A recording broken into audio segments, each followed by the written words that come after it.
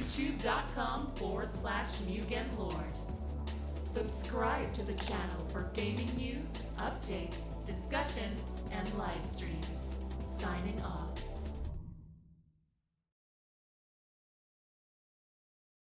Hey guys, MugenLord here, and I'm back again with another video. And today we're going to talk about Nintendo, because Nintendo has been their name's been popping up recently, especially when it comes to the law and, in certain regions and everything like that. My relationship with Nintendo is pretty funny. It's because I love Nintendo. I grew up with Nintendo. The first game I've ever played, the first console game I ever played was The Legend of Zelda on the NES, and I've been a fan of Nintendo ever since. And I was like 5 years old at that time and everything. So I love Nintendo. I buy almost all their consoles, their handhelds and everything.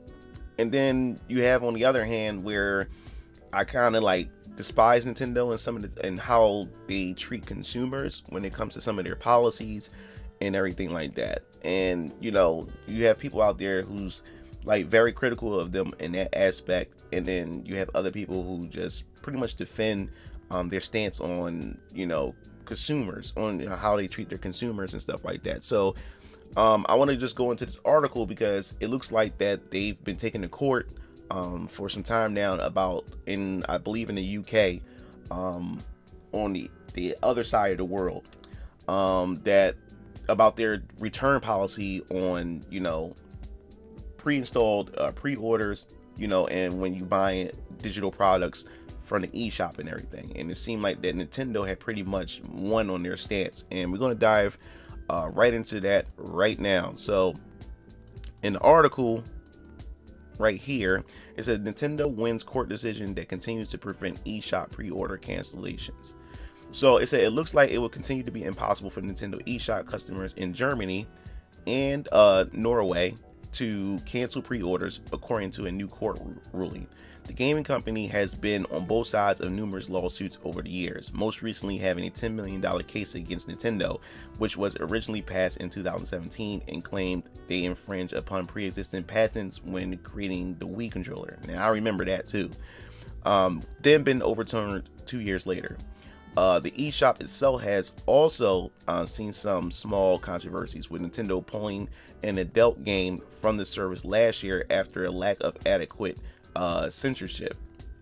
So, although the company has won the majority of their most recent lawsuits, this hasn't always been the case. Famously, Nintendo lobbied against the practice of video game rentals back in the 1990s, thinking them detrimental to their sales number. Although they eventually lost that fight in the United States, the end result was a run of games which have been labeled Nintendo Hard by history, a title which describes a game made purposely difficult in order to make it near impossible for players to complete in a 3-night rental time period. Nintendo was even involved in a lawsuit with the rapper Soulja Boy over console and game rights. Now, I remember the whole Nintendo Hard thing, and I remember especially when it came to some of the Disney games.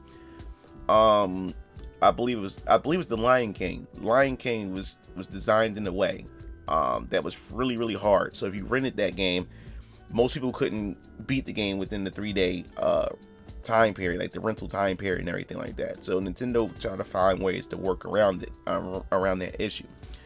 Now Nintendo wins $12 million in a lawsuit against pirates. Now, if you guys remember that, there was a couple of sites over the internet that was pretty much had a whole place where you can just download ROMs. I mean, ROMs galore, and even making money off of it and everything. And I remember that they pretty much took this couple to court, and I think they sued them for a couple $1 million, which, oh my god, it was ridiculous. It was crazy, but that was used to make an example out of these people. And Nintendo has also have done things to where they cancel out fan projects, like the Super Metroid 2 fan project and a couple other fan projects they have. So there's a lot that Nintendo really put their foot on, which in a way it kind of like bruises the relationship that they have with the consumers and also with their fan base.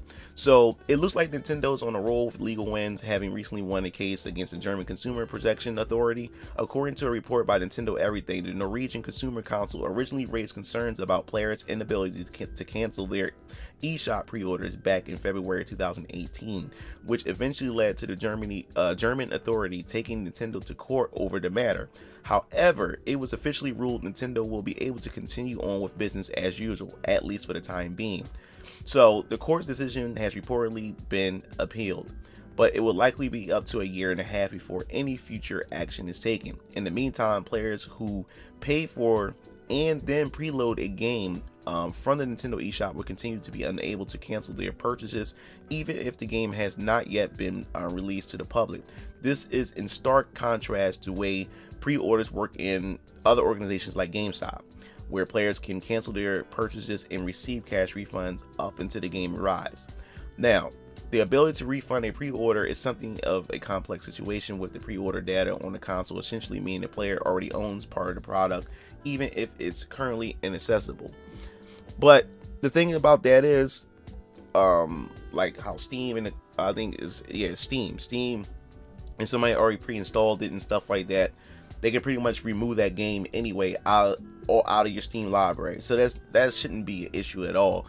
But the fact is now that we're moving more and more into a more digital age, we doing streaming, we playing from the cloud, and we purchasing things digitally and install them into our devices and stuff. And this is something that, to me, in my opinion, it's anti-consumers, because can you imagine the world where we live in, where physical media just disappear and all we have is digital media, and you buy something or you pre-order something digitally, and then you decide to change your mind, you don't want the product no more, or you tested it out and you say, hey, this is just not for me, and then a company tell you that, hey, sorry, you already bought it already, you can't return it, or you can't get a refund or anything of that sort. And I think that's very, very scary, especially you spent your hard-earned money on it, and you just don't like the product at all, and you're now stuck with it for the simple fact is that the company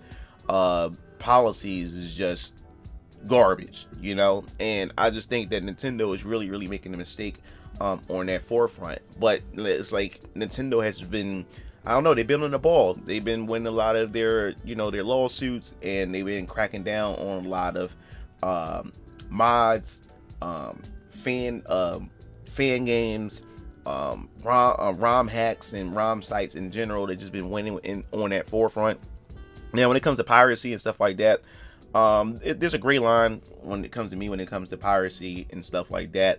But as far as this return policy is concerned, Nintendo, I don't know. I just think it's scummy. It's because, for the simple fact is, I remember back when there was another journalist. She made an article talking about how she wanted to download. It was Joker, when Joker was finally released on for Super Smash Bros. Ultimate, and she didn't purchase Super Smash Bros. At all. She wanted to wait and see what the fighter pack was going to be and everything. And no, she wasn't. It was the reveal of Joker. Once Joker was revealed at the Game Awards, that's what it was. She was now interested. Say, you know what? Joker is coming to Super Smash Bros. Ultimate. I definitely need to get Super Smash Bros. Right now and pre-order the Fighters Pass as well. So what happened was, her being so excited and being so anxious and everything, she ends up purchasing Super Mario Party because she saw the word super when she typed it in the search in the eShop. So instantly looking at it, she saw super and then just clicked on it and then purchased it. Wasn't paying attention and purchased Super Mario Party. So when she went to purchase the Super Mario Party, and then when she looked and she realized it was Super Mario Party and she made a mistake, she tried to go to Nintendo, talk to customer support and everything, and to try to get her refund or to try to resolve the situation that she didn't mean to buy Super Mario Party. And they didn't grant her a refund or anything. and whatever. So she was not only stuck with Super Mario Party, she didn't have to go buy. She still went to go buy Super Smash Bros. Ultimate, and she paid the full price for the season pass as well.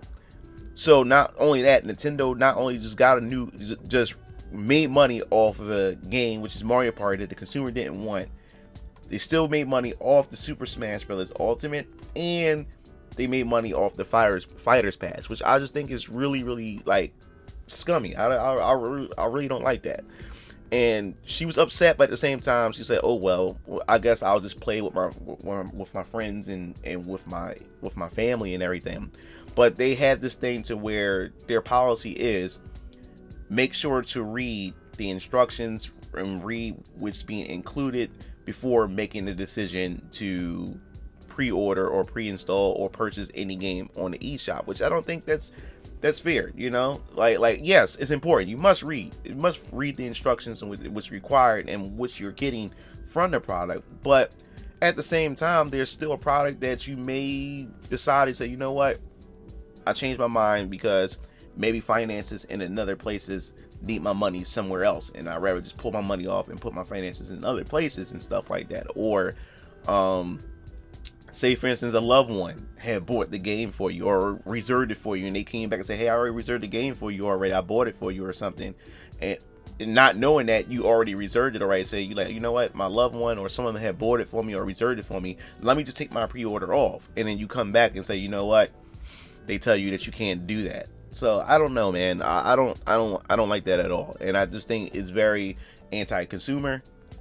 And I just think that Nintendo really need to get their act together with that, is because I think in the long run it could kick them in the ass in the long run, especially that since their competition like Microsoft handle their return policies on digital downloads a bit better or much better than what Nintendo's doing. Sony somewhat have their own little policies and stuff that can be ironed out too as well, and that can be better and be improved upon. But Nintendo's the only one that's had this mentality where they just rule with an iron fist. It goes Nintendo way or it goes no way.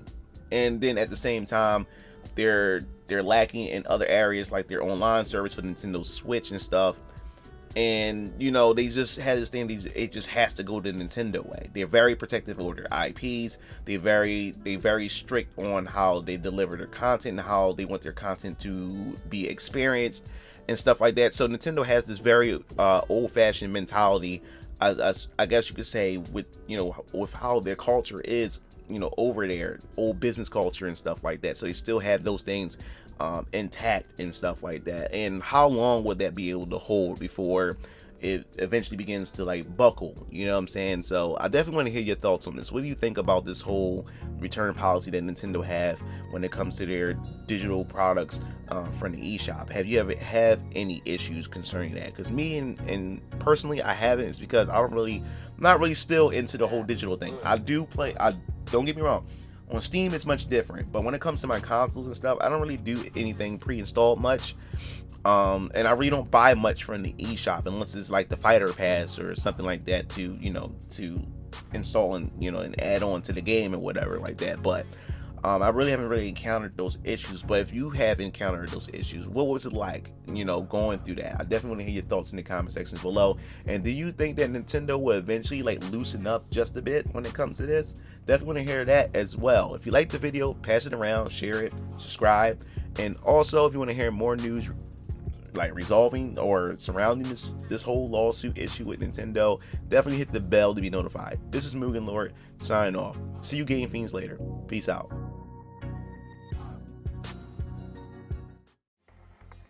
It looks like you reached the end of the video. Well, while you're at it, check out some of my other discussion videos by clicking on the annotations below, and don't forget to follow me on other social media platforms to stay up to date with future content. Signing off.